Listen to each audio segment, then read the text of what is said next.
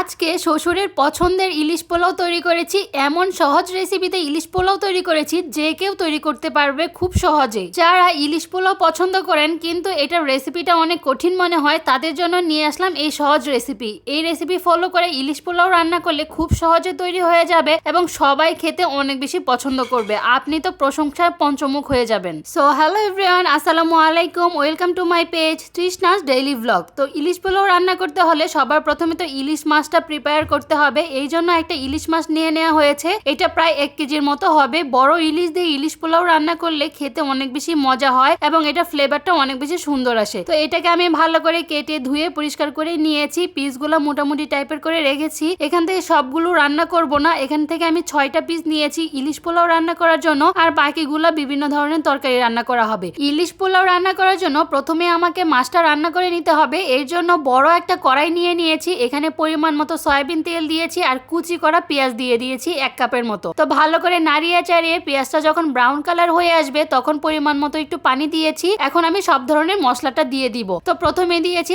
আদা বাটা, রসুন বাটা 1 চামচের মতো আর পেঁয়াজ বাটা দিয়ে দিয়েছি 2 টেবিল চামচের মতো। পরিমাণ মতো লবণ দিয়েছি, দিয়ে ভালো করে নাড়িয়ে চাড়িয়ে মশলাটা একটু কষিয়ে নিয়েছি। হালকা যখন কষানো হয়ে যাবে এখানে আমি 1 কাপের মতো মিষ্টি দই দিয়েছি। অবশ্যই এখানে মিষ্টি দই দিবেন। মিষ্টি দই দিলে এটার ফ্লেভারটা অনেক অনেক বেশি মজা হয়। তারপর ভালো করে নাড়িয়ে নেওয়ার পরে এখানে 1 চামচের মতো আমি গুঁড়া মরিচ দিয়েছি। অবশ্যই গুঁড়া মরিচটা দিবেন, তাহলে খেতে অনেক বেশি মজা হয়। সবকিছু দিয়ে ভালো করে মশলাটাকে আমি কষিয়ে নিয়েছি। কষানো হয়ে গেলে তেলটা যখন উপরে চলে আসে তখন আমি মাছগুলো এখানে দিয়ে দিচ্ছি। মাছগুলো দেওয়ার পরে খুব বেশি একটা নাড়াচাড়া করা যাবে না, কারণ ইলিশ মাছ এমনিতেই অনেক বেশি নরম হয়ে থাকে, এগুলো ভাঙার চান্স থাকে। এজন্য খুবই আলতো হাতে সবসময় নাড়িয়ে দিতে হবে। তো এক পাশ আমি 10 মিনিট রান্না করেছি। একটা পাশ 10 মিনিট রান্না করার পর আমি একটু উল্টিয়ে দিয়েছি সবগুলো মাছ। অপর পিঠেও আমি 5 মিনিটের মতো রান্না করেছি। বেশ আমার 15 থেকে 20 মিনিটের মধ্যে পুরো রান্নাটা হয়ে গিয়েছে। তো এবার ভালো করে যখন সবগুলো রান্না হয়ে যাবে কিছু কাঁচামরিচ আমি দিয়ে দিয়েছি ফ্লেভারের জন্য। তারপরে একটা প্লেটের মধ্যে মাছ এবং মাছের মশলাগুলো তুলে নিয়েছি। বাকি যেই তেলটা রয়ে গিয়েছে এখানে আমি পোলাওটা রান্না করে নিব।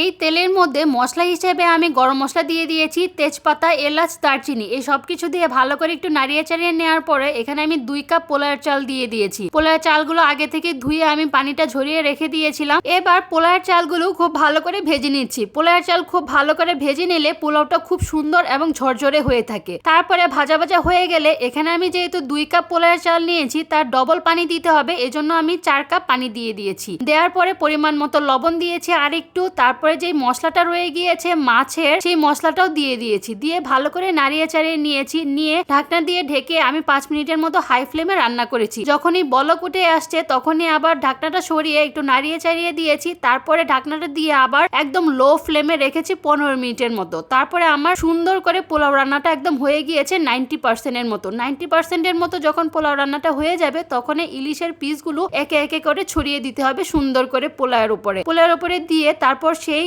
মাছের উপরে পোলাওগুলো আবার ছড়িয়ে দিতে হবে। দিলে একদমই এভাবে দিয়ে ঢাকনা দিয়ে ঢেকে আরো 5 মিনিটের মতো রান্না করলে ইলিশ পোলাও একদমই রেডি হয়ে যাবে। খুবই সহজভাবে তৈরি করে দেখিয়েছি আপনাদেরকে এই ইলিশ পোলাওটা। এইভাবে ইলিশ পোলাও তৈরি করলে সবাই অনেক বেশি পছন্দ করবে। দেখবেন যারা কখনো ইলিশ পোলাও খায়নি তারাও একদম ফ্যান হয়ে যাবে এই ইলিশ পোলাও। অনেক বেশি মজা হয়, খুবই বেশি মজা হয়। আর ইলিশ পোলাওর যে ফ্লেভারটা আছে সবগুলো এই পোলাওয়ের মধ্যে ছড়িয়ে যাবে, অনেক বেশি খেতে মজা লাগে। যারা যারা কখনো এই পোলাওটা ট্রাই করেনি অবশ্যই একদিন ট্রাই করবেন। সামনে তো পহেলা বৈশাখ আসছে, অবশ্যই রান্না করে আপনার প্রিয়জনকে তৈরি করে দিবেন, সবাই অনেক বেশি পছন্দ করবে। আজকের ভিডিওটা আমার কেমন হয়েছে অবশ্যই কমেন্ট করে জানাবেন। সবাই ভালো থাকবেন। আজকের মতো এই পর্যন্তই। আল্লাহ হাফেজ।